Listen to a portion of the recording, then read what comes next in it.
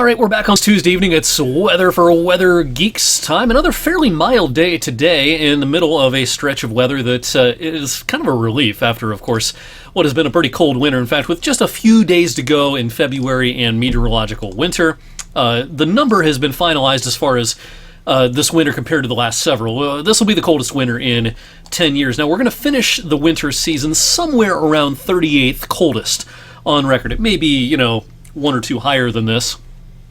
But, this isn't the kind of winter that we're going to be, telling our grandkids about someday. It has not been, historically speaking, exceptionally cold and snowy or anything like that. It's just been a big change, of course, compared to the last several winters. Speaking of the snow department, it has not exactly been plentiful despite how cold it's been this winter.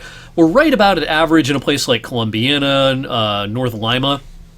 But once you go up north of 224, kind of between 224 and Interstate 80, most places have seen less snow than average in that zone. Once you're north of I-80, from Warren up to Mesopotamia, very close to average in that zone. The area that's been most consistently snowier than average so far in the winter season has been across the northern tier of Mercer County, especially north of Interstate 80, up towards Sandy Lake and Kinsman, over towards Greenville, places like that. Down south of that Columbiana to North Lima area, we've been, pardon my voice, I'm having trouble with this little catch in my throat as a result of the cold I had last week. But once you're down south into Columbiana County, especially southern Columbiana County, amounts there have generally been less than the average, of course, once again this season. All right, tomorrow another signpost in our march towards spring. Our sunrise tomorrow morning officially in most of the area will be at 7 a.m. Now, pre-7 a.m. sunrises are kind of a temporary thing at this time of the year because, of course, daylight saving time returns in a little more than a week and a half. That's going to bump our sunrises back deeper into the 7 o'clock hour, but that is also temporary because, of course, we're gaining so much daylight so quickly in March and into April that those sunrises back up through the 7 o'clock hour and they'll be in the 6 o'clock hour again before we know it. But yeah, sunrise tomorrow morning at 7 a.m. Meteorological spring begins on Saturday, and daylight saving time just a week and a half away. The showers today did not add up to much, as expected. Some local rain gauges picked up about 1/10 of an inch or so worth of rain, perhaps most consistent down here across the Route 30 and 39 corridors in Columbiana County. As of this recording at 7:11, there's not much left on the radar. The last of the sprinkles and showers moved through Columbiana County earlier on. Now, I wouldn't be totally shocked if one or two more sprinkles tries to pivot on through, but actually, the sky is cleared pretty rapidly this evening, and with the moisture on the ground in many places as a result of some wet weather earlier on, and with a clearing sky and a relatively calm wind overnight, I think we've got a recipe for some fog formation overnight for tonight. Now, our model here shows the fog everywhere.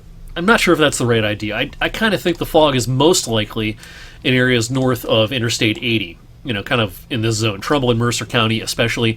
I doubt it's as widespread as this model depiction, but nonetheless, if you'll be traveling around the valley first thing Wednesday morning, we have to be on the lookout for some reductions in visibility. A little filtered sunshine aside from the fog tomorrow morning, but the clouds will win the battle pretty quickly by midday. And as this warm front lifts in, I think showers will become increasingly likely as we go through the afternoon, setting the stage for an unsettled period for our Wednesday afternoon and Wednesday evening. Might even be a clap of thunder somewhere across Ohio, maybe more likely down into Columbus and Cincinnati, but wouldn't be surprised if we had a couple of lightning strikes embedded within this band of showers that will push across the state Wednesday evening. In the wake of the first of a couple of cold fronts, a ho-hum Thursday, maybe there's a rain shower early, maybe there's a rain shower late, and in between just a lot of clouds for a lot of the day on Thursday and pretty uneventful weather.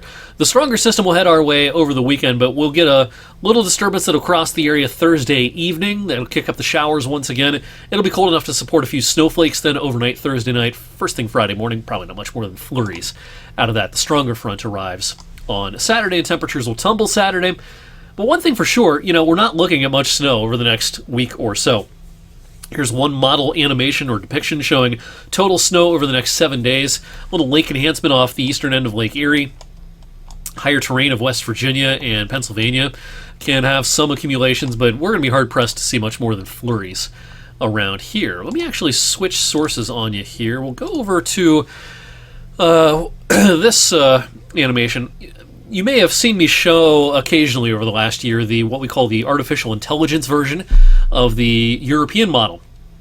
The Center for Medium Range Prediction or Medium Range Forecasting over in Europe has been kind of beta testing an artificial intelligence version of their kind of flagship computer model. And now it's actually operational. The testing phase is kind of over with.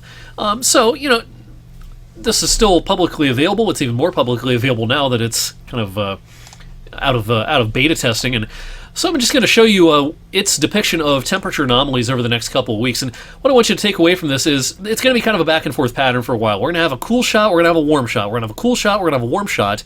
But as I fast forward this all the way to about the 12th of March, I touched on this last evening on Weather for Weather Geeks. Look at this warm anomaly, anomalously warm area, I should say, across the Ohio Valley and into the Northeast. I think this is right around the beginning, right around the 11th, 12th, 13th, right around the beginning of what should be a consistently milder pattern taking shape as we go towards the middle and latter stages of March. I'm becoming more and more confident of that idea. So until then, we're going to be real back and forth, as you would expect in late February and March. That milder pattern mid to late March may be accompanied by our first severe weather chances of the season, perhaps. I think that's a little more likely, as you would expect, off to our south. But it's something that we may have to look out for. Severe Weather Awareness Week in the state of Ohio is just a few weeks away. I think it's the week of the 20th or 21st or something like that. It's right around the start of astronomical spring coming up in a few weeks. In the meantime, thanks for hanging with me as I continue to battle this lingering cold here on Weather for Weather Geeks. I'll see you back here on Wednesday. Have a great night.